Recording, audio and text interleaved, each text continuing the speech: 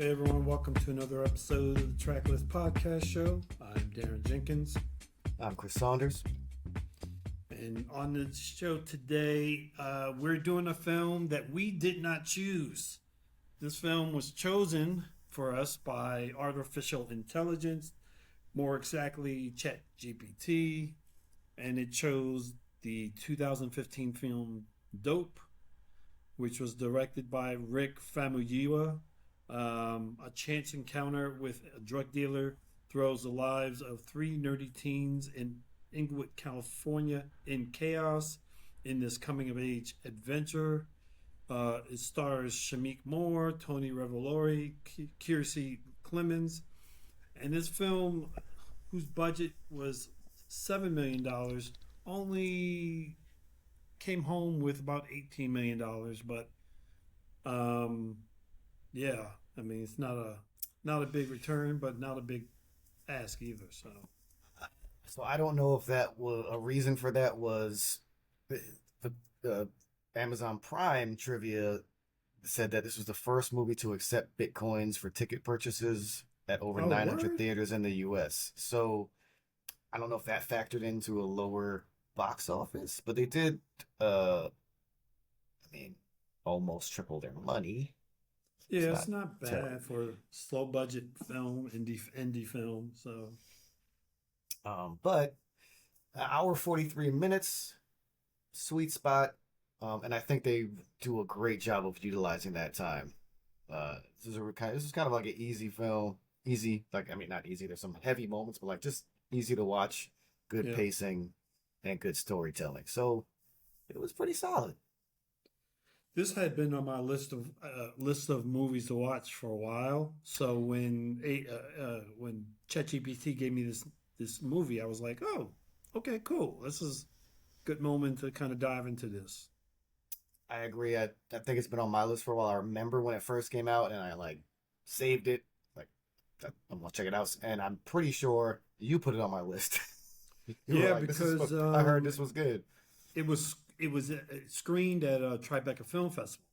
So that Mm. was the first time I was going to go see it, and I didn't get to go see it then. And I was like, oh, I heard this is good stuff. So yeah, it was probably me, probably. And on top of that, actually, with the ratings, like IMDb 7.2 out of 10.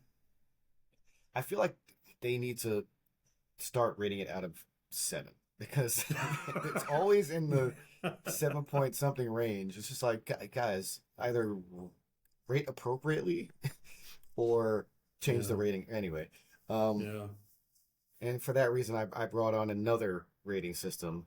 I add a Uh-oh. new one. Maybe we phase out IMDb.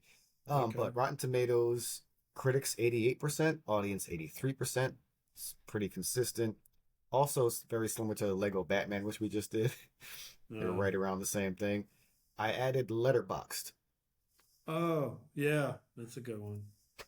which I like. I've had an account for because I went to a friend's film and indie film, and like that's where I rated it. But now Hmm. I mean it's a good place to start like tracking some of the films we've done and then I've also started putting for the movies we've done on the podcast. I've started putting the link to our episode on it in the review. So A good idea. um so Letterboxd is giving it 3.5 out of 5. Kind of hard to gauge, but that's like 7 out of Yeah, 10, which is I guess the same as I. So I don't know. We'll see if we find them consistent or just similar to IMDb. Maybe yeah. we just stick Well, with Rotten Tomatoes, and maybe it just ends up being Rotten Tomatoes. yeah, because I don't think I've ever have they ever rated anything over an 8.5? Who? IMDb? No, they Yeah, haven't even rated anything over like 7.6. yeah, they're like the It's worst. crazy. Yeah, Yeah, those are like the people that just like to talk shit about them. They don't actually want to say anything good about it. But yeah, man, no, I think overall I enjoyed this. I'm glad we finally got around to it. They start off hot with Hip yeah, Hop Hooray. yeah. Shit. It was really a nice opening. I Yeah. really liked that opening. Just, Yeah. It, you know, it goes to something I said I wrote down in my notes later.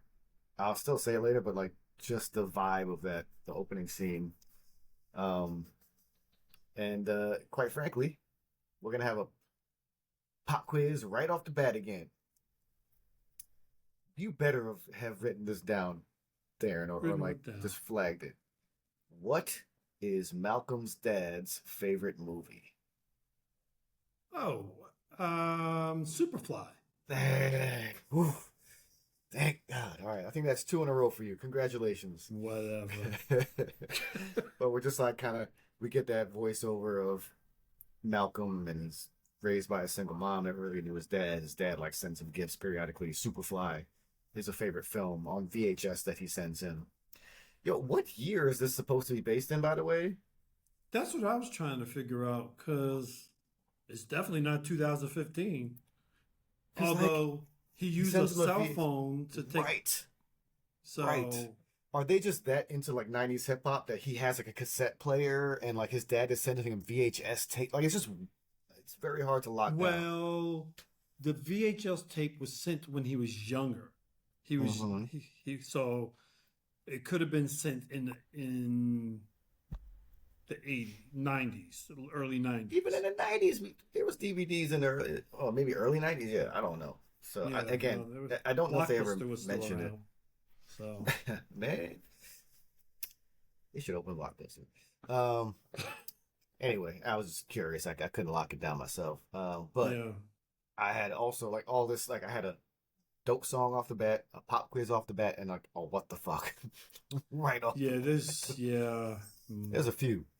Yeah. But the one that got me was like them matter of factly talking about how Tony Johnson, this random dude, got accidentally shot at a fast food joint. Oh yeah. And then what's the guy's name? The Oh, other guy friend getting his oh trying to get his yeah. comic books Trying to get his comic books from his mother. jib with flowers and stuff. Like he's trying to romance her. I don't. Yeah. Anyway, I was like, dude, like someone died and you're. It was. I mean, this is a comedy, right? But it has some heavy moments about like talking about real life shit and like L.A. and the hoods of L.A. and like, and then also like that other commentary just about black people It, in education in this country.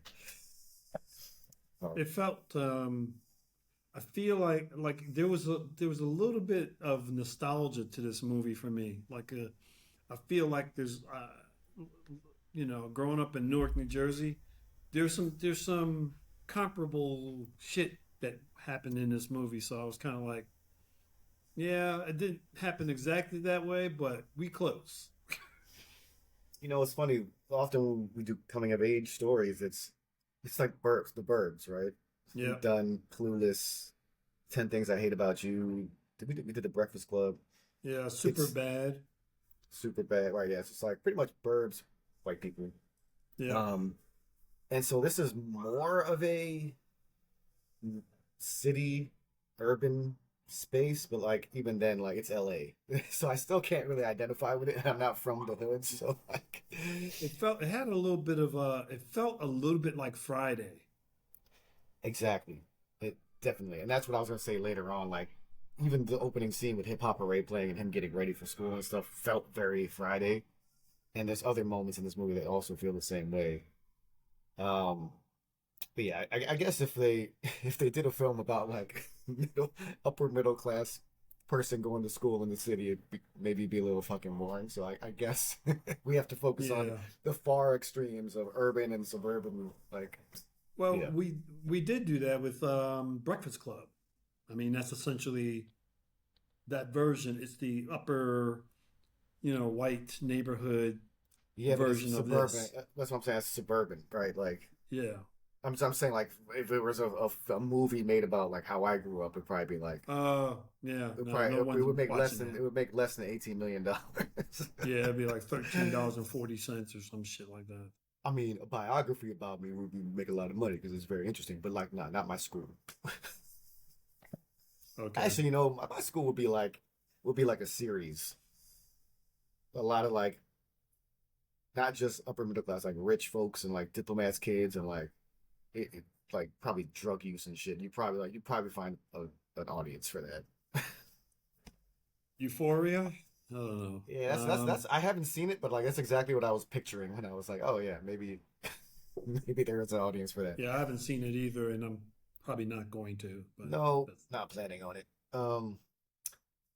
There was one thing though when they start listing out how they're nerds that do white shit, quote unquote.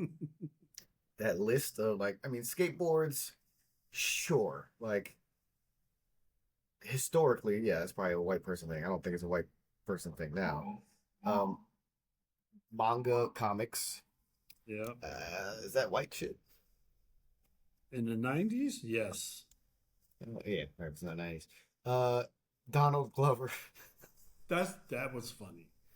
Oh my That's. god. I mean, that's just wrong. Oh my god. And it's not like they didn't explain exactly what, like his music, his acting, like they just said Donald Glover, everything about Just everything. it. And then like trash talk and TV on the radio bans. I actually don't even know trash talk. I don't know that. I didn't know that either. But then the last two, and this is definitely a stereo, like not even it's a stereotype within black culture, which is like, yeah, if you're getting good grades and applying to college, like yo, that's some white Oh, shit. So that's actually yeah. like not even like external stereotypes on your radio. That's like internal. So actually, there is some commentary in this that is very interesting. Mm-hmm. Yeah. No, I mean, having grown up in Newark, like the local public school would walk down the street to just to rob us. And it was just the same as these dudes who were taking his sneakers. Yeah. They would walk over and size up the sneakers and then be like, yeah, okay, you need to take those off and give them to us. Yeah, I didn't experience any of that shit. Man, No yeah. one ever did it to me, but I've seen it done. I remember when I was growing up though. When I was young and stupid, like I forgot what I was doing. I was with my boy, kid taller than me, big white kid, David. We were walking like it was near it was in Stuytown, Mm. and I had money out for some reason. Like I was like counting it, like I was trying to figure out. I think I was gonna buy a gift or something. I don't know. And these two fucking kids, like older kids, walk up behind us and they see me counting money and they're like, "Yo, come over here for a second." We're like, "No." They wanted us to like walk down somewhere quiet where they could just like steal my money and shit. So we like went to a store. Like that's probably the closest I've ever been to like getting jacked, at least Like, that I knew of. But mm. yeah, that is an interesting approach. Come over here. Come to this alleyway right here. Like, no. You Why ever would I hear fucking the do there was the, the entry line was, "Hey man, you got $5 I can borrow?" And then if you said no, they were like, "Oh, so you don't have no money? So all I find is all I keep?" it? Like, No, I have not been approached in that manner. yeah, I have been like, someone asked for money and I gave him like I pulled out a couple dollars, but they saw in my wallet and like I see a five, I see a 10 right there. I was like, man, get the fuck. I don't care what you see. I'm giving you fucking money for nothing. Yeah, man, these guys are just it's it'd be funny if it wasn't so not funny. yeah, yeah, true. But I have to say, I got to the point where I was like, yes, a research thesis to discover Ice Cube's good day. You know what? I would Yeah. love to read that paper. I wish I had written that paper or something I similar. know that sounds like something that I would want to read, man. And then when he's trying to pitch it to the guy, he's like, if Neil deGrasse Tyson was writing about Ice Cube, this is what it would look like. I'm like, whoa, that's a bold statement, my friend. Wow. Uh, but I was also trying to figure out, I wasn't sure if the guidance counselor was like being realistic or a dick. A dick. Okay. Okay. Super dick. That's what I was leaning towards. But like I was like, well, yeah, I guess, he maybe bring this kid down to earth, but I feel like, yeah, that paper, which is not the one he submits anyway, but that paper is like very indicative of who he is. Like, why would that Right. not work? And later in this movie, we come to find out he's even more of a dick because of what ends up being revealed about that moment. I'm just like, I mean, he didn't know probably, but it just proves that, you know, guidance counselors at these schools, man, they don't always know what the fuck they're talking about. Dude, I don't see how they possibly can. Right. They don't. They haven't been. They haven't attended every single school in the country. Like they don't have firsthand experience on these schools and the culture and all that stuff, and like, and they haven't applied, even gone through the application, but they've applied. You know, I applied to 10 schools, and that was a lot. Yeah. Most people don't apply to that much. So like, they haven't gone through an application process for all these places. So how can they possibly have a basis to tell anyone, you know, what to do except give recommendations? They can't. You shouldn't like be Yeah. as strong-handed as he was in this movie. Right. And you don't have any real success stories to kind of template from, you know what I mean? So, Like, yeah, I don't know. I wrote about um I don't know if someone suggested this to me, but like I think someone did, like just schools like diversity. At least they did in the 90s, the yeah. 2000s, not now.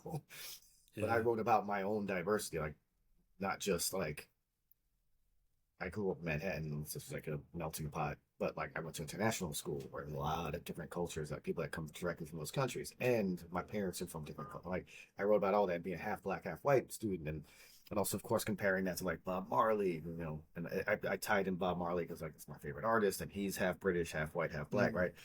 Half Jamaican. So yeah, that's what I wrote about. Like, what did you write about for your essay? Uh, I think I wrote about so I was part of, it, it- I was part of this, select art group at school. And given all the different artists that are in my family, I kind of talked about my my kind of growth across like from year to year, within the art space, you know. And then at the end, I put one of my drawings at the bottom. You Hmm. know, I kind of my first drawing and then my last drawing. So Oh, that's cool. yeah. I am wearing, in honor of this film, my Lafayette shirt. It's a little tight. It's a little tight. But yeah. But you know, my essay might have could have backfired because like most of the kids I knew in college that had like Bob Marley posters on their walls were just potheads. So it could have backfired. Like, this kid just smokes weed and shit. Just Luckily smoking weed, it did man. not. I also had my stepdad write my recommendation letter, and my Oh, mom that's says cool. that's the only reason I got into school is because the spokesperson for Kofi Annan wrote my my recommendation letter. Thanks, mom. Um, but speaking of weed, according to the IMDb trivia, and according to Tony Revolori, who plays what's his name, Jib. Jib, all the weed used in this movie was real. Oh, word. And this was before it was legal, so Hmm. they broke some That's laws. interesting. Unless he's lying, but oh. Um, I did like uh when Malcolm's having that back and forth with Dom, and they start talking about hip hop, and he's like, Oh yeah, he yeah, brings up two albums that are not 90s, and the guy's like, man, Blueprint is 2001, and this other one's like 80s. He's like, yeah, but like that album, I can't remember the first one, and Blueprint kind of bookend the 90s. They have their own like 90s, they have that 90s vibe. I gotta say, yeah, man, even if you don't like Jay-Z, Blueprint was legit. That album yeah, is. Mm. yeah. It's that like we talk about rewatchables. That's a re-listenable for sure, Yeah, and I haven't hundred done that in a percent. while. I might do that on a flight to France. Yeah, man. You know what that moment kind of did also, like earlier this like yes last week I was thinking about Will Smith because it's summertime and we used to always kind of like associate summer with Will Smith type music, Miami and summertime, and it made me think. will Will Smith ever come back? Will we ever be able to to him the way we used to before? And I'm like, nah, probably not. Probably not. Yeah. Um, it's unfortunate because honestly, like, as much as people clown him about his like straight edge writing, he's got some shit, man. Yeah, Like, some bangers, man. Wild Wild West is a banger, much better than the movie. Yep. And Men in Black, dope. You said Miami, summertime, like, getting jiggy with it, man. Getting Don't jiggy front. with it. Don't front. Come on. Don't front. That jiggy is a term because of this dude, Everybody right? still uses it. Yeah. Um, yeah, and summertime specific. I completely agree with Malcolm in this. Like, that is a such a well written fucking song. I was just It listening is to it this week. Such a great story. Yeah. You feel like, oh, I know exactly feel what like you're Philly's there. like in the summer, man. Yep. It's Yep. just so good. But I've also like it can definitely relate to like a lot of different like black people in a lot of different places, right? Because like you've got the barbecues and the ball in the summertime. Like it's not just Philly, but you're like I can see Philly, but I can also see, shit I did growing up as well. Yeah. It's a dope song. So big up Will Smith. I know you're going through some shit right now, but like you, your legacy is still there. Yeah. Yeah. Actually, that's a question I didn't ask, and I didn't write it down either. But how many artists that are not in the track list did they mention in this movie? I can think of three off the top of my head. Oh, true that. Because like Will Smith, Jay-Z, Two Chainz, I'm sure there was like a handful Oh, more there was too. one, the Traffic or something like that. I forget who they. He's like, his favorite group was the Traffic or somebody. I forget what it was called. I don't know who that. I've never heard of them. Me neither. Yeah, I can't. It wasn't Traffic, but I can't. Yeah, No, it's a something weird else, name. right? Yeah. Yeah. But The Tunnel. I didn't really ask that question, but we should have. But my actual question was, I agree with Nakia. Why is Dom making a kid talk to a girl for him? You know, I was trying to figure that one out as well. I'm like, seriously? Like, what? You a grown man that sells drugs. I feel like you could just walk over there. Well, although, after I thought about it a little bit more, I feel like the reason why he did it is so that way he doesn't get, like, he doesn't deal, like, as the guy in charge, he doesn't want to have rejection on his, on his chin. Look, just So if go you talk send to her somebody else to privately. do it, you know. Talk to her privately. Don't let anybody see it. Like anyway, yeah, this is very minor detail in the Dom film. was a complicated dude, man. Damn right, Dom. And that's one thread they don't really. I don't know if they needed to, but I'm like, okay, what? So he was in prison. I feel like there was some other story to this guy after the end of it. Like, does he get out of prison? Does he come after Yeah, Malcolm he just because disappears after a while, right? because Just Malcolm kinda, is like with the girl he was hitting on anyway. It's a whole yeah. He disappeared in the second half of the film, and I also have another point later on about characters in this film, yeah. but I definitely didn't need to see what Malcolm does most nights twice. Oh my God, that was. Like Uh, I inferred from what she said what she was talking about. I did not need the visual to go along with it. yeah, that wasn't even necessary. It was. It's just so wrong. I mean, on so many levels. But is that? I don't know. I mean, it's just high school. What? Seriously.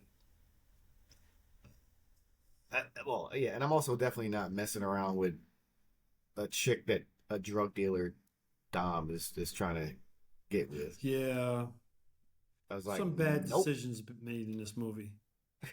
I was like, in my head, I was like, nope. But they did say Malcolm is into white shit, so like, he's doing shit that puts his life in danger, I suppose. Yeah, that's true. Yeah, Puts him in precarious situations. I feel like a follow up to this movie would be him, the three of them in a haunted mansion or some shit like that. Yeah, isn't that like what's the Wayans series? Scary Scary movie. movie. Yeah, maybe it's that. Um, and then that kind of led to my our segment. So hold up. So he goes to this club because the girl's gonna be there, and like Dom is there, and he's trying to dance with her, and like he even steps to Dom. Anyway, this whole thing, and then this place gets shot up. So hold up is like he he ain't looking his bag since the club. Like I get maybe that night shit happened, and he like probably maybe passed out, but the next morning before you go to school, you don't look in your bag. I don't know. I mean, if it's already packed, maybe you just feel, and you didn't go into it yesterday. You just like, okay, it's already packed, so I'll just, I don't know. I I mean, mean, just when I went to school a very long time ago. Now that being said, I wasn't the best student, and I didn't like always have a very packed bag like this kid. But I would pack the books for the classes I had that day, not everything. So anyway, that's why for me, I was like, he didn't like go through it, take some books out, put some books in to prepare for it anyway. I thought that was cool. yeah. I mean, it's probably. I would say it's probably, like I said, not a lot of. There was a few bad decisions in this movie, and that was Mm-hmm. one. So Yeah, yeah. But it did feel like Friday. Like I think a lot of it was I don't know what man. Definitely the music, yeah, playing throughout, but like how that music was used like in transitions. I think maybe mostly transitioning from one scene to the next is probably what I'm thinking, what I'm visualizing. yeah. Well, And there was also like just no way you were gonna catch every song in this movie. It's a lot. yeah. There's a lot. What I did like is it wasn't like some of the movies we've done where they play for like 3 seconds and that counts. They Mm. played some of them pretty long. I was like, okay, that's No, good. but they did play a bunch pretty quick, Yeah, no, they and did. in the background. Yeah, Yeah, yeah, I did not catch. I was looking at whatsong.com and like didn't even notice some of these songs. yeah. Well, I mean, we've done a few movies recently that had expansive track lists, but only because Mm, they only played the song for like 3 seconds. yeah, but like then you have a film like Forrest Gump, which I think we need to redo, by the way. Mm, That has like 30, was it 35-ish yeah, songs, and you something like actually that. get to hear a significant part of a lot of these songs. So But wasn't like Forrest Gump like 17 hours or something? It was like no, it two and a was half hours, two, right? something like that. 2.5, 2:45. Yeah. Yeah, this is yeah, it's a long movie, but actually that's one that doesn't feel long. Right, It's right. very engaging. This is able to tell right. It's going over like 3 decades of his life or something. Like this is just Yeah, what a week, couple weeks. So, yeah. but no, again, it does a really good job of pacing. Plus, I don't need to see him doing that thing he does when he's bored for Yeah, another we could have hour. correct. But yeah, so like Dom stashes like a bunch of Molly in his bag when the club's getting shot up, and then like he brings it to school, whatever. And then they go to. He's told Dom tells him to go to I guess his boss's house to just Yeah. drop off like hand off the drugs. And I just remember Diggy's. I just saw Diggy's face when Lily, half naked girl, opens the door like half naked, and Diggy, who's a girl but is also gay in this film, you see her face. She kind of like tilts her head and like goes, "Hi." Like, she doesn't say it, but you see it Hi. with her face. Yeah. Um, by the way, like, that is what is her name? Kimberly Elise. Right? Is it Kimberly Elise? No, it's Kiersey Clemens. Sorry. Who is in Monarch? Yep. I've been watching that, and she's in Flash, this TV show, CW. Yeah, she's in the Flash. She plays actually another flower name. Oh no, her name's not Lily. Uh, what's her name? I think she plays a young version of Flash's love interest. Oh, Iris. Iris. Iris. Yeah, Yeah. yeah, yeah, yeah, yeah. So she's starting to build up three very different roles. So she is starting to build up quite a list of like performances. I'm keep my eye on her, man. I think she's a pretty dope actress.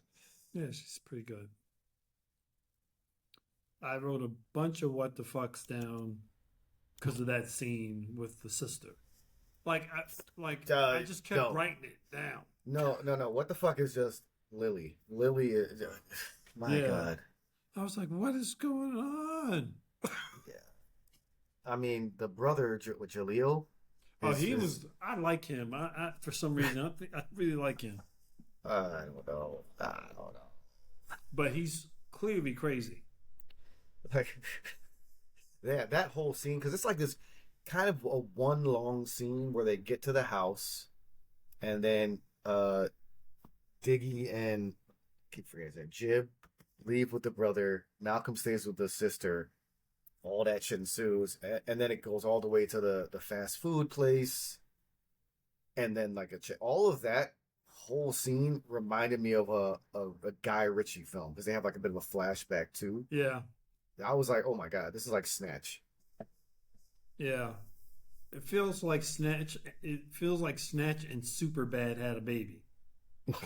Hmm. Because I could completely see like Michael Sarah and Jonah Hill in this scene.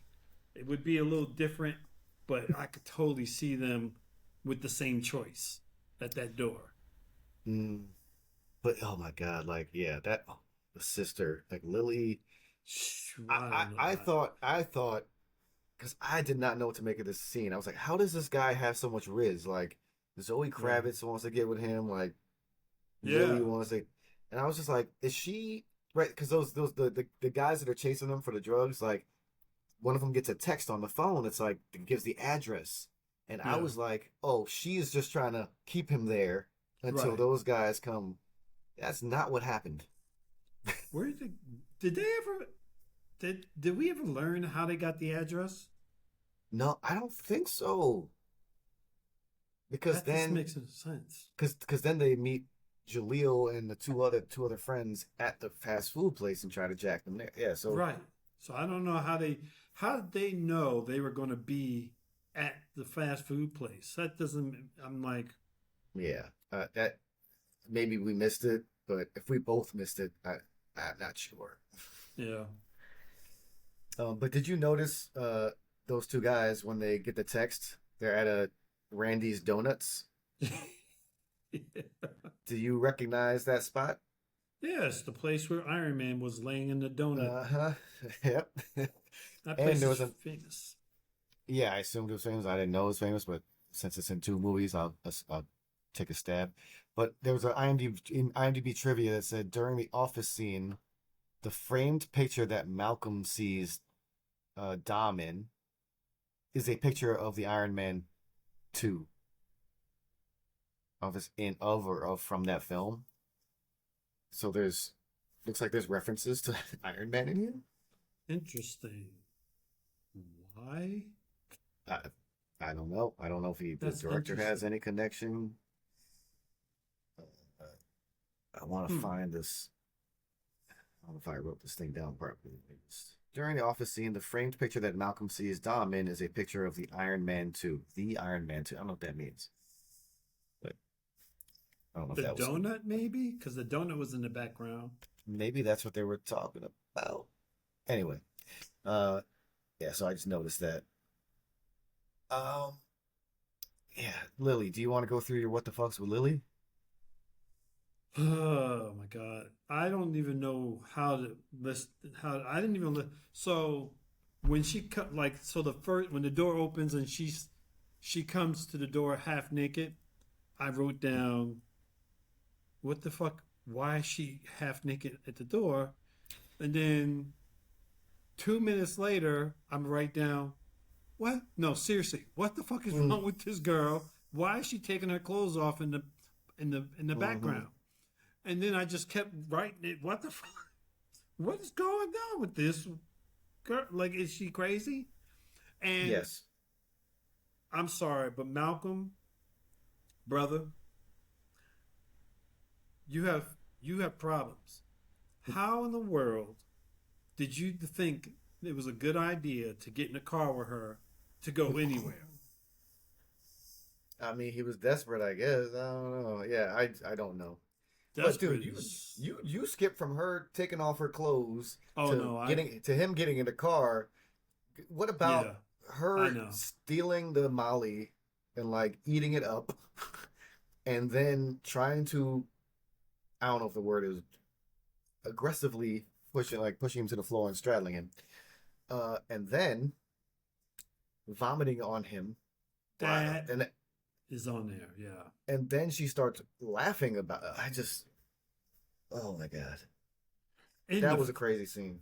threw up in his face. Yes. I mean,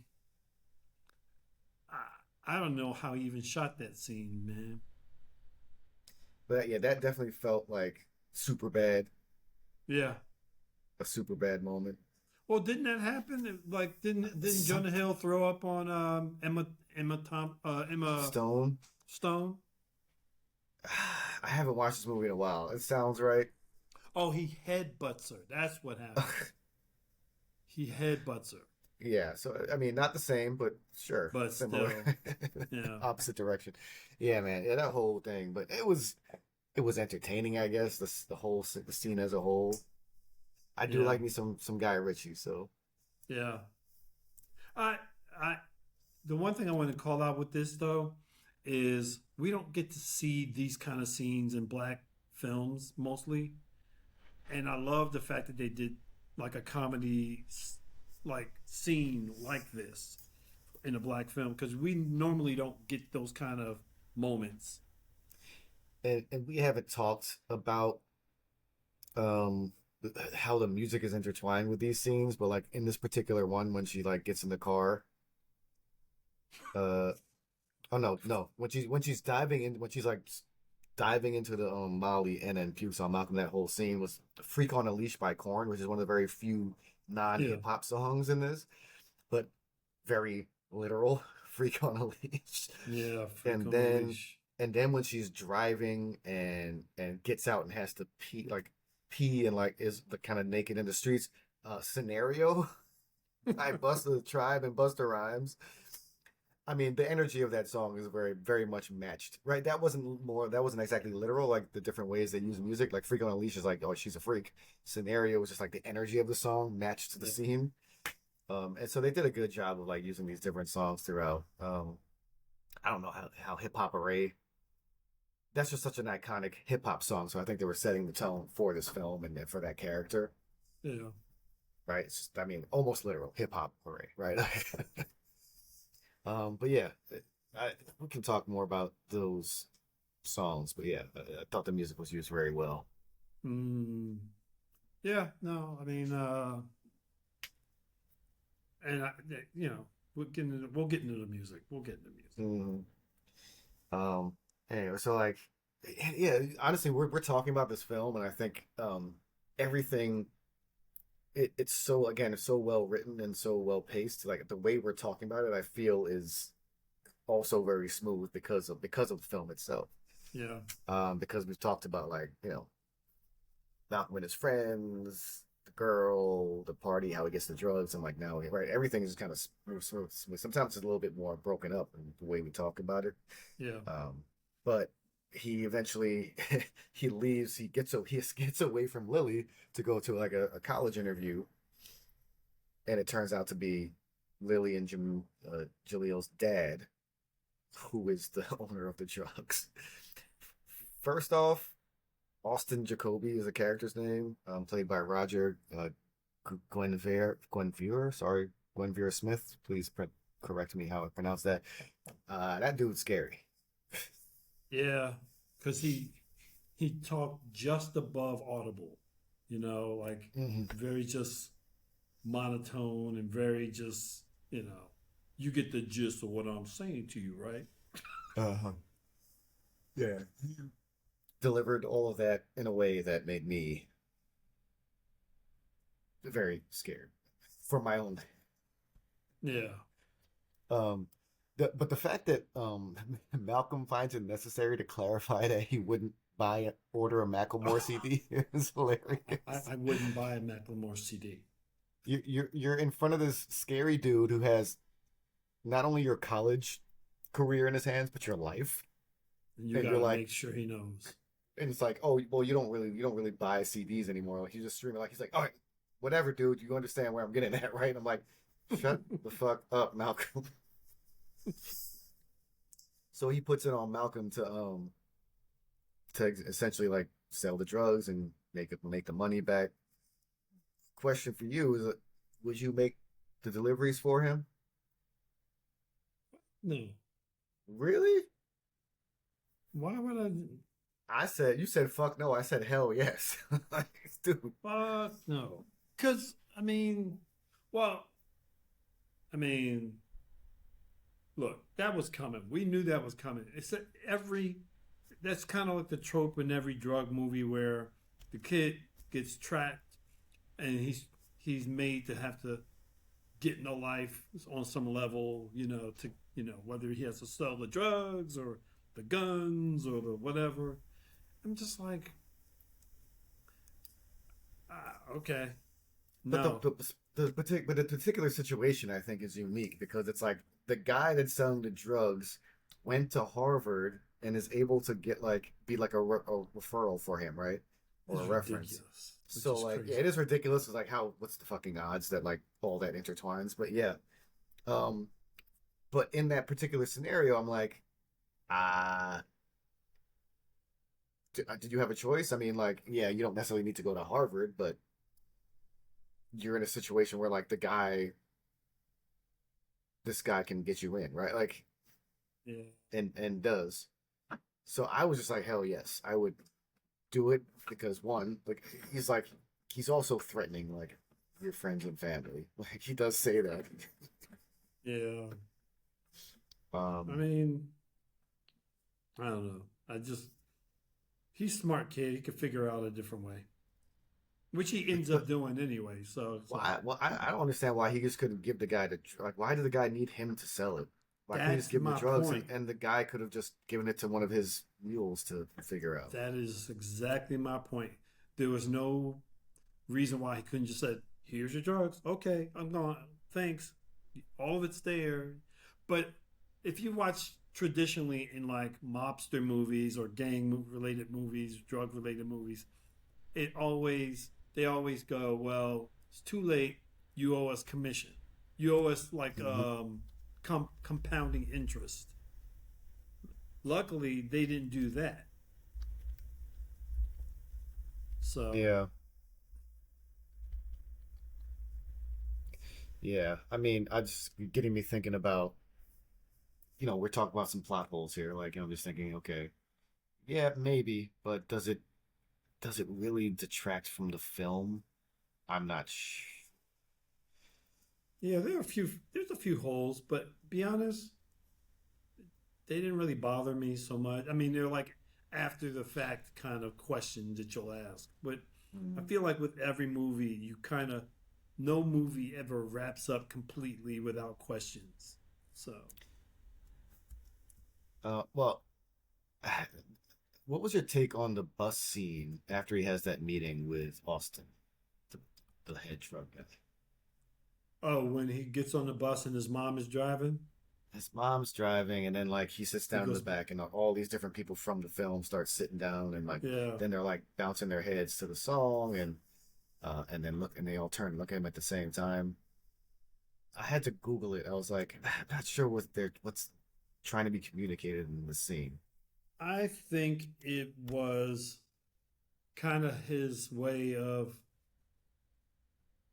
like I think at that moment is when he came up with the plan for how to handle dude and the money once they get the money. I think it was just some surreal shit that he was kind of going that's why at the end you see him he kind of wakes up and he looks up and he sees everybody's the, the the audience is different, you know. Yeah, it was like they call it a dream state. Um, Yeah, yeah, it's like I didn't think about that's where he created the plan. Like, are all the people that are in the bus pieces of the story, and he's putting it together, I and he's think like, oh, this is he's the yeah, because like so Google was very just kind of vague, but it's just like symbolizes a moment of reflection, collective struggle, and surreal blending of his chaotic reality with his aspirations.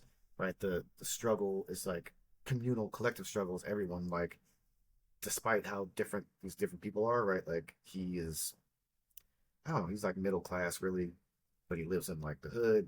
Then you have these like rich people.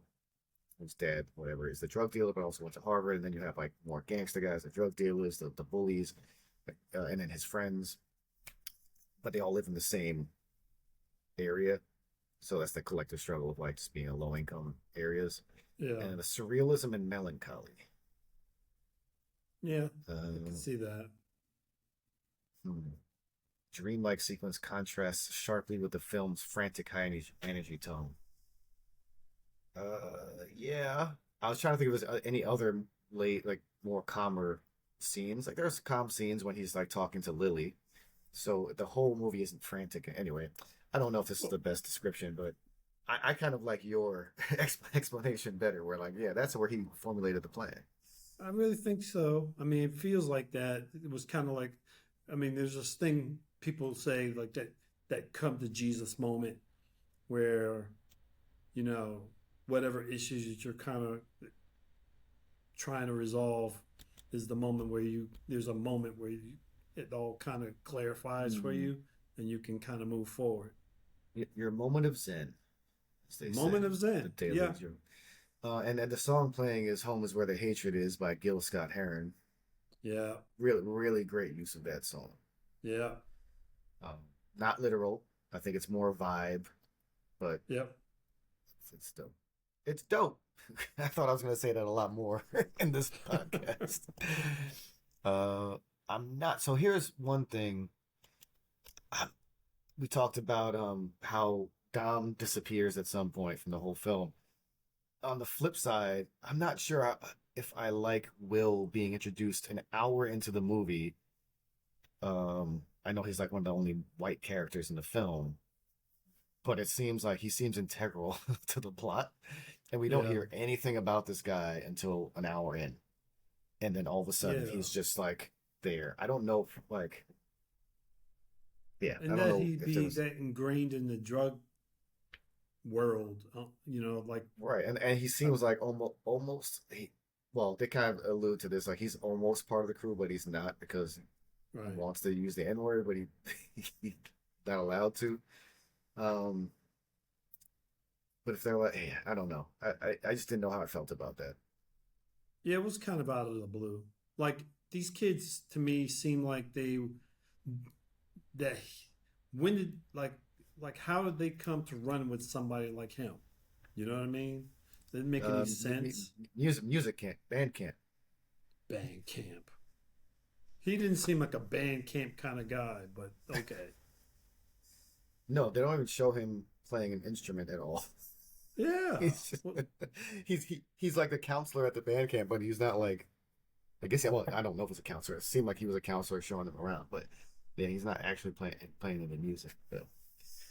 Um, but yeah, he comes in and like shows them, helps him with the technical side of things and the drug side of things, and then is like, that kind of led to one of my favorite, um, because they had to keep on having this conversation about using the N word, yeah. and then like Diggy finally says he can say the N word, and he says it, and she's like, "It's nothing personal. You still my N word. I just got to smack you based on principle." I liked that character. I thought she was cool. Um, Jib, I don't know, man. I haven't decided how I feel about him. I don't not haven't decided how I feel about him being casted as Flash Thompson in Yeah. Spider-Man. What the fuck? Flash. Um, like he's Yeah. so tiny. Can you get someone that looks like an athlete, please? Flash? He's Flash? Yeah. Isn't he in anyway, Spider-Man? yeah, He's in. Spider-Man. Yeah, he's Flash Thompson. It's in the Spider-Man. That's what I'm saying. Yeah. Yeah, I don't know how he could be Flash Um, Thompson, considering he turns into Venom. but anyway, at the end of the day, um, Malcolm. I mean, Malcolm is pretty gangster. Not like literally, but he's very competent. I guess is the real word. He's smart. He figures the stuff out. He figures out the Bitcoin thing. He knows who to reach out to help him. He figures out a way to kind of protect himself at the end of the movie by kind of like essentially blackmailing Austin. Um, Mm. I'm just not sure how about Shamik Moore's performance in this. I think the character is written well, but he just seems stoic for the majority of the movie. Well, I think there's. So I was on my way to the studio. I was listening to this playlist, and there's a song I think by it might be the not the is it the Pointer Sisters or something. And it's called "He's So Shy," Mm-hmm. and that song fits him. It's like this whole. I think he's just this dude. Even toward the end, even at the end, like you would think, after having trafficked drugs, sold money, like sold drugs, um, been shot at, been chased. You think all been been almost raped by somebody's sister. You would think he would have had a little bit more swagger toward the end of the movie, but even in that scene with Zoe, when she meets him after the prom, you would think, all right, here's the moment where he got that swag, but he's still the same dude. He's just still. I mean, I use the word stoic, and you kind of said shy. Like maybe awkward's the correct term. Like I Awkward. just, aside from Spider Verse, which he's the voice of Miles Morales. I was gonna say he seemed like I, Miles Morales in his movie. I, Miles Morales seems more outgoing Um, than this character. But like aside from Spider Verse, I don't really have like enough experience with his films, his performances. So I guess I'm not gonna comment on his overall acting ability. It's just like maybe his choices for this character were intentional. Like right. maybe it is he was trying to be awkward and like that's how it is. Yeah, does he get more swagger at the end of this film? I don't know. Maybe. Hmm. Anyway, It's he does a funny. great He's only done Spider Man and the Get Down. Actually, was the Get Down get was really good. down. Oh, well, that was a show, right? Yeah, it was kind I of. started that. I started it and I never finished it. But now I did not remember he was in that. Yeah, it was right after this actually. Hmm. I So need to try check that out again. It's Netflix, right? yeah, I think so. So, but he does it. He does well with the scene where the bullies catch up with him at the end and try to steal the shoes, and and then they notice the bag. Yeah, Uh, he does a good job there. I mean, I like subtlety, the handshaking. I mean, we've seen that a million times, like in yeah, movies where they. But his face, I think, communicates. Like you have the shaking face, but his face communicates that he's serious. And like the please did it for me. Like, please put the bag down. I was like, yeah, oof. Okay, he nailed that scene. Absolutely. yeah, and yeah, that was a great scene. One of his few chances to kind of really show that he actually has some kind of you know reaction to what's going on. So Mm. Um, yeah. So maybe we can talk about more about the music and how it's used in certain scenes. By the hmm way, most of the music produced in this film was produced by Pharrell Williams. So that's crazy. But we did like piece by piece and know how yeah, how wide his influence goes.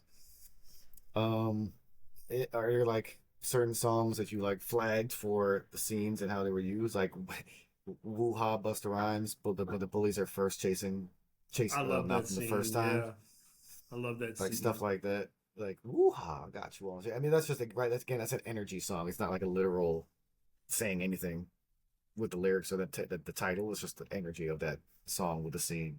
Yeah. Well, like the first time meeting Dom, and they played "The Choice Is Yours," Mm-hmm.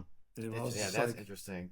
yeah, Like that that's was. like almost like the not the pinnacle of the film, but like the where the movie really starts. Yeah. He's the choice is yours, right? That's like meeting Dom. It, should he go and talk? Well, should he go talk to Dom when he calls him over? Should he go talk to not Lily? What's Oh, her name? Nakia. Should he go talk to Nakia. Nakia when Dom asks her to? And then like, should he go to the party? Like, right, the choice is yours. Like a lot of choices. You said a lot of bad choices were made, but yeah, like this song kind of like Yeah. starts off that storyline, right? Yeah. Yeah. It's funny. They even mention that in the scene when he's meeting with um, what's his name? Nakia. Oh. The drug dealer, the Oh, head. you made a choice to yeah to Yeah. do this. You could have chose He not says to. there's Yeah. always a different choice you can have made. Hmm. I didn't even notice that theme until just um, and then like there's a song popping off when everyone's getting fucked up at the club. Mm. Again, that's an energy one, but popping off is also kind of literal. Oh, they used Tribes bugging out when he finds the drugs in his backpack. Oh, right. There's a literal use of it. Yeah, I mean this is like yeah. Um, Juice Know the Ledge is in this song in this movie, which is from Juice. Yeah. Eric B and Rakim, which I think also fits, and not in this, the scene is like a chase scene, but it fits this film because he's like getting his education or is a big storyline here, right? So Right. it fits. It works that it's in this movie. I mean, it's just a lot of shit, man. The World Is Yours by Nas. Um, The scenario with Lily driving when she's driving the mini. yeah. Cool Like That, Diggable Planets. That's when This, Will is introduced into the film, which is interesting. yeah. Rebirth is Slam by slow. Onyx is when they're Yep. preparing the Molly. Yeah, dude, Rebel Without a Pause. Like this is a really good soundtrack, man. I'm trying to Yeah. figure out if like it's too many like just hits or if there's just like it's a solid balance of like hit. There's some stuff I didn't recognize by the way, like other songs, but like The Mm. Boy by Casey Veggies. But overall, I'm like, is it pop rap or is this a good selection? I thought it was a good selection because remember they also mix in some of the original music from the band that they formed, Oreo, um, which one of the songs I actually liked pretty much. I know we probably talk about the same damn song. Yeah, that was. Of course, I didn't know this band, but it's my turn now. Uh huh. That was one. Yeah, dude. So I jumped the gun when they were like rehearsing early in the movie. I was like, I don't. That was my one of my what the fuck moments, which is the band. Like, I don't know what's worse, like the band name or the music, or they're like. But then like, it's kind of like what was the movie we did? The Irish movie, the kids that form a band. Oh, uh, Sing Street. Sing Street. Yeah. It's kind of like Sing Street, where like it's not the same kind of movie, but like where the music progresses gradually and gets better as the movie goes along. Yeah. Sort of.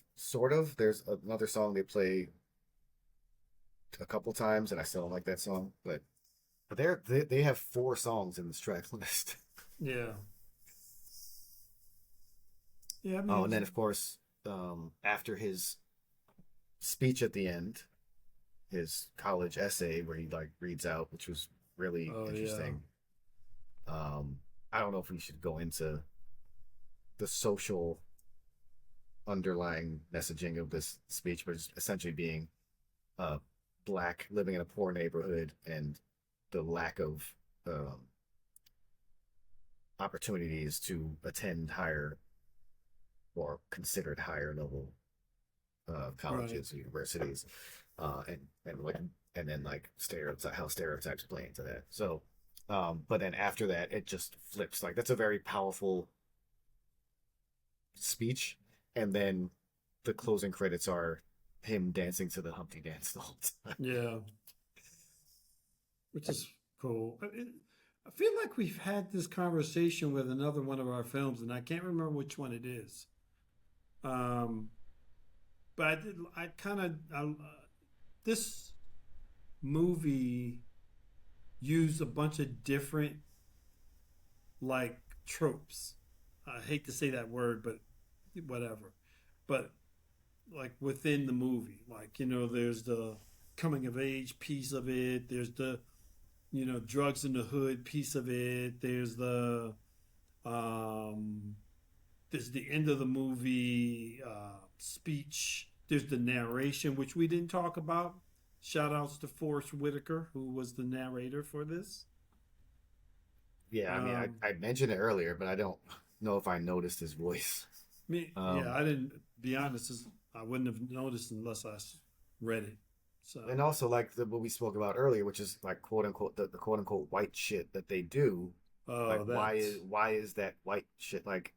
Why can't a black person do these different rights? So that conversation as well. And quite frankly, like that also falls into like we've talked about this before with like even into the Spider-Verse. Well, Miles Morales is half black, half Hispanic. Like the whole being between two worlds, which he communicates as well in his speech and his essay, and like how I identify with that being half Scottish, half Jamaican, growing up in the U.S. or stuff like that. So yeah, man. I mean, this thing is a lot of it is a comedy, but I think it's also like a dramedy, right? I think there's very serious themes that are being discussed in the film, and I think maybe even the Humpty Dance is also a commentary into itself, which is just like he's a black kid, maybe like the messages, black people are like the stereotype is that they are there for entertainment. And so at the end of this like journey he's just completed, he's gotten into Harvard, he's still just dancing on the screen, right? To hip hop, right? Like maybe that's part of the message that the writers were trying to communicate. Mm. Yeah, and yeah, no, I mean, good movie, but better than I expected, to be honest. Um, the cast was well cast. I would have liked to learn what happened to Dom, but then I don't. It doesn't take anything away from the movie. It just would have been a nice bookend to whatever happened. So well, again, like you say that, and like I, that's what I was kind of thinking and alluded to earlier. But like also, as in life, sometimes people just disappear and you don't know what happened to them, and like maybe that's part of the messaging too, right? Yeah, like, yeah. And these people get forgotten. In the hoods, that's exactly what happens. Well, they kind of say that, right? They kind of talk about that in the beginning with the dude who gets shot online standing waiting for a fucking sandwich. Yeah. So. Yeah. So maybe this movie is just like that insightful and like intelligently written. Like it's just, Yeah. Maybe there's a lot of intentionality behind all these things we're talking about that maybe we think are plot holes, but are actually not. Yeah. Maybe it's meant to make you go, Could that song have fit into the track list? Things that make you go, Yeah, probably not. It's not hip hop, really. It's not really it's not rap. It's a little bit too happy for this movie. But we said a lot of what the fuck moments. I did want to like just talk about some of the quotes. There was one that's not even like it's remember they're all sitting in the back of the club and Dom's talking to his boys. Yeah. And one of the guys is like, I used to think Obama was a bitch. Drones, motherfucker. that's some gangster shit. And I was like, oh Jesus, that's heavy, dude. And then like Dom starts making a lot of sense in the Yeah, scene, he like starts dropping talking political shit. I'm like, like dropping what? knowledge. Um, and then but that was the funny part is like they balance that like heaviness with like Dom's boy finally getting slippery slope. Oh, that shit was hilarious, man. It's like Slippery slippery slope. slope. Do it got anything to do with skiing? See that remind again that interaction reminds me of Friday. Isn't Yes, there like the bad guys that are yes, chasing this one guy that's kind of stupid and says shit like that? yes. That's what made me think about Fridays too. I was like, Hmm. this is a scene in Fridays, man. A dope quote is when they're like trying to figure out what to do with the drugs, and Malcolm's like, I don't know about this shit. All I know is Jeezy paid LeBron and Jay paid Dwayne Wade. I was like, oh, that's a dope use of a quote from Empire State of Mind. Yeah. that was that was dope. Uh, any other quotes you mark mark down? I just like the whole thing. Will was talking about white girls and you know not considering themselves virgins even after oral. You know, Hmm. he's like, but here's the thing. Am I? He's like, am I a virgin or am I gay? That's not how it works, buddy. Yeah, I was just like, wait, what? That's not the math equation you think it is.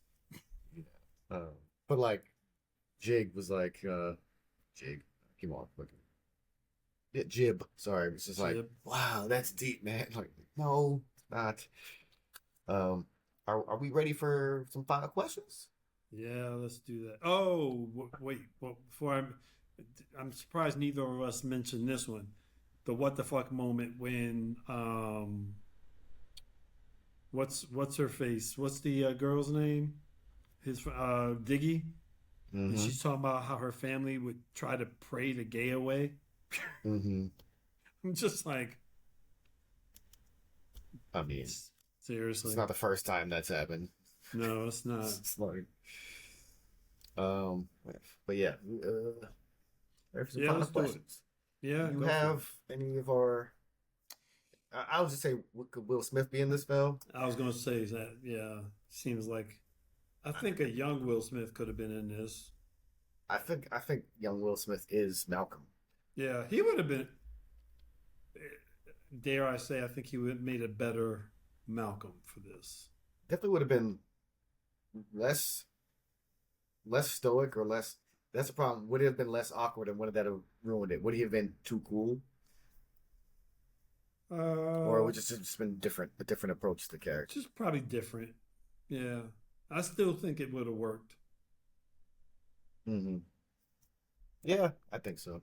I I feel like it's very natural when you got the high top, you got the like the loud, colorful clothing he wears Yeah. too. I, Feels I very Will Smith. Here's Fresh the Prince of real Bel-Air. question though: Could Jada Pinkett have been Nakia in this movie? We we refuse to introduce that person into this conversation.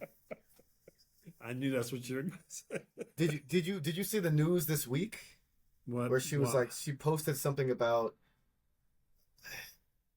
to save Will's ego I had to make myself the bad guy or some shit, so I did. I'm like, Oh, seriously? I'm be honest, I haven't paid attention to them in a while, so no. Whatever, anyway, lady. yeah.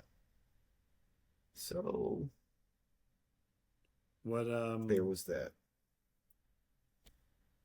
what's what's your favorite song and what's your song that you think is the song for this movie? You know what's funny? I did not answer that second question. Yeah. My favorite song in the film, I mean, "Home is Where the Hatred is some shit. Mm. And it's very hard for me just to pick one because me and my boys back in high school were Fugees and Busta Rhymes. Yeah. So you got Woo Ha, which is his first big like solo hit. um, Scenario again, Busta Rhymes. Scenario. The, the Yeah. the greatest collab closer of all time, Busta Rhymes, doing his thing in that. Cool like that, man. That song Doom, was doom, so doom, doom, dope. doom, doom, doom, doom, Da, doom. da, da, ba, ba, da. Oh my god. Yeah. So there's songs to pick from. It's just gonna be Humpty Dance is a fun song too. But I just Yeah. go with Hip Hop Array is a fucking I know. That's iconic my anthem. Yeah. anthem. But yeah, I'm gonna go with Homes Where Hatred is, even though it's not hip hop, and hip hop is the focal point of this film. Yeah. Yeah. Um, I don't know. Let me hear what you had for your favorite and what you thought was the Be honest, song for my the film. favorite was the same. Is home is. It was just there was just something the way it was introduced in the movie that it was just super impactful. Maybe because it was so different than everything else being played. But Hmm. then Gil Scott Heron, I just love him. I think he's such a great lyricist. It's just super real. I think it just played really well in this movie. I did not. I just decided. I mean, I think the song that I would say was the song of the movie was "It's My Turn." I just decided. I just wrote that down. Yeah.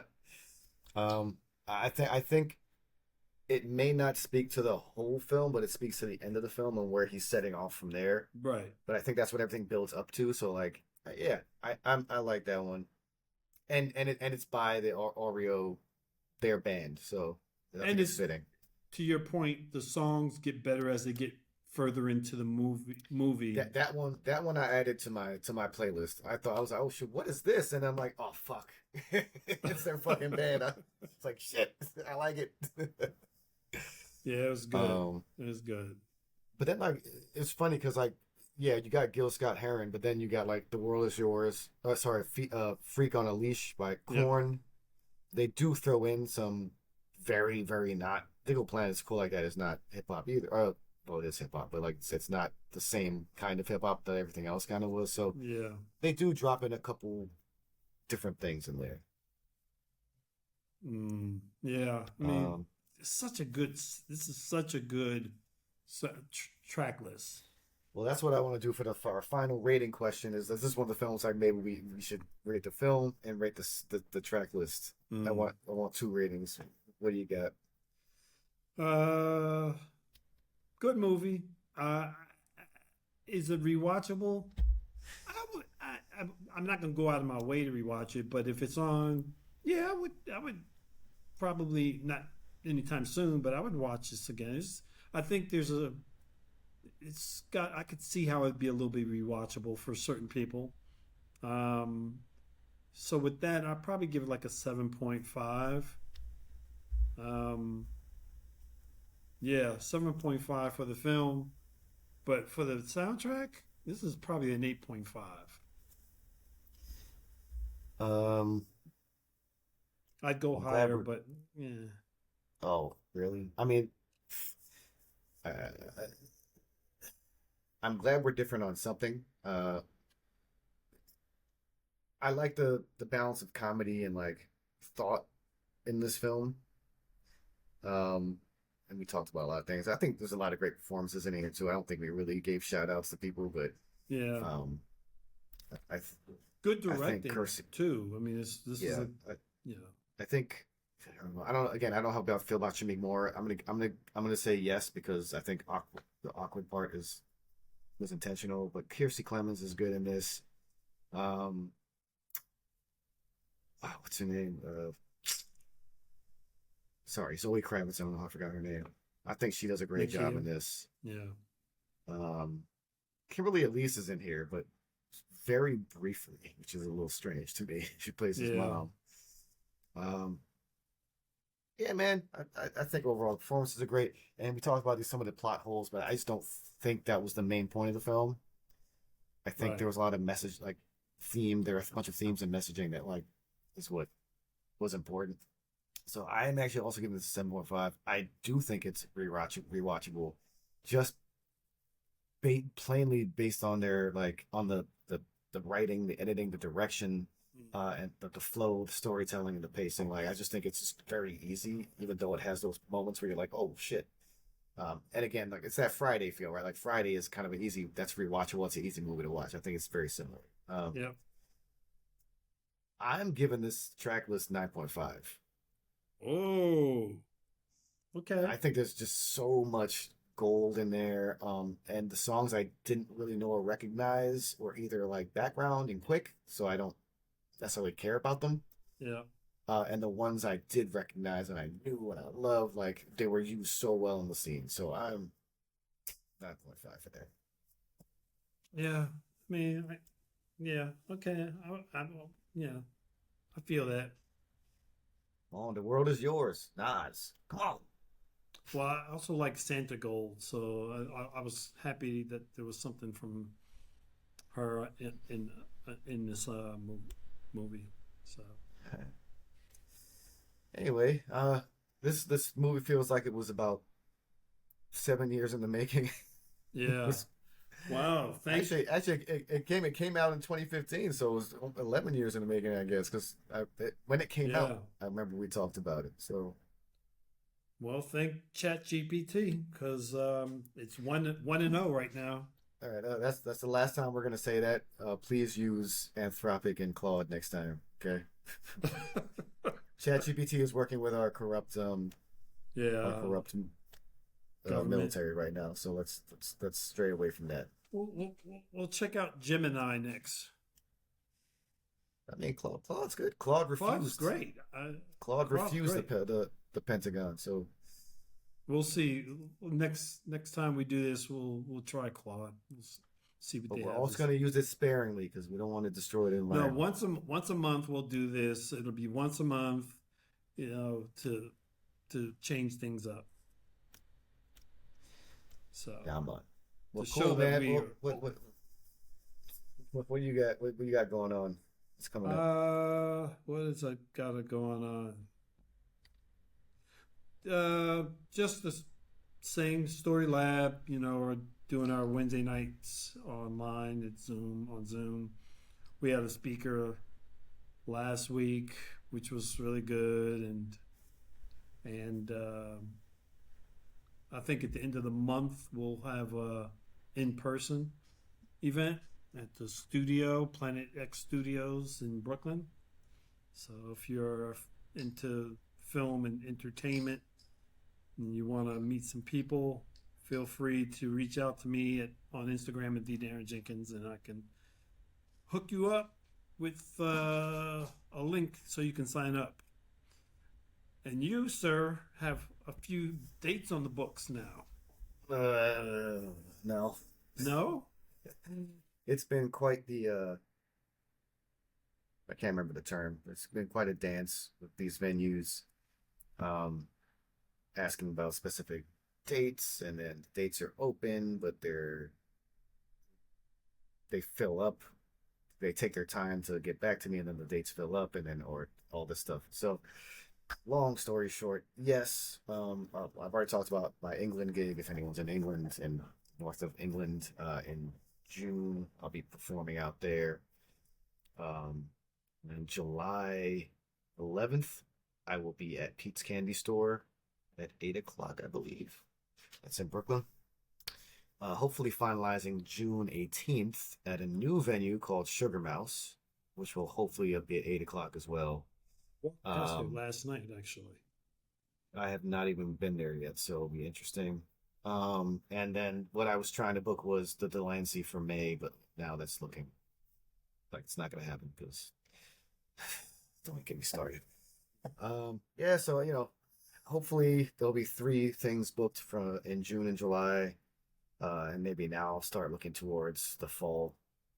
Maybe Delancey will be in the fall, and then maybe get back to Shrine and Brooklyn Music Kitchen, something like that. So, but more importantly, it looks like the hopefully, I hope I'm not being lied to, the reggae EP is going to be getting the mix will be done, maybe even the master by the end of this month, and maybe hopefully this summer we can release. So All right. just keep I'll keep you posted on Chris Saunders _music on Instagram, and if you're still on Facebook, I'll definitely be posting there and probably TikTok. Stay tuned. Hopefully coming soon. Tentative title Caribbean Nights EP. Oh, it's been a long road with that one. Maybe we can do a private release party here. Ooh. Ooh. Yeah. Yes. I think we can do That that. sounds good. But yeah, man, that's what's going on here, and then of course, we will be trying to keep on putting out these episodes. More episodes, more films. But so we don't have to necessarily go and ask AI, please hit us up at Tracklist Podcast. Let us know if there's a film you want us to talk about. Let us know if you want to be a guest and talk about that film yourself. We always want to hear from you. And like us, follow us, subscribe, Yes, sir. comment on Instagram, also on Spotify. We would love to hear from you. Just hit us up. And check some of our merch out. We have some dope hoodies and T-shirts up on our merch store, which the link is in our bio on Instagram. So I'm gonna get one actually, so I can wear it on the show. So Good call. Good call. All right. Well, that was a good one. Thanks, AI. We won't mention you by name anymore. But, see, AI is not scary. It can get some good stuff out of it. That wraps it up. Until next time, I am Darren Jenkins. I'm Chris Saunders. And this was the Tracklist. Stay safe, everyone. Get those ACs ready because it looks like it's going to be fucking hot. Peace.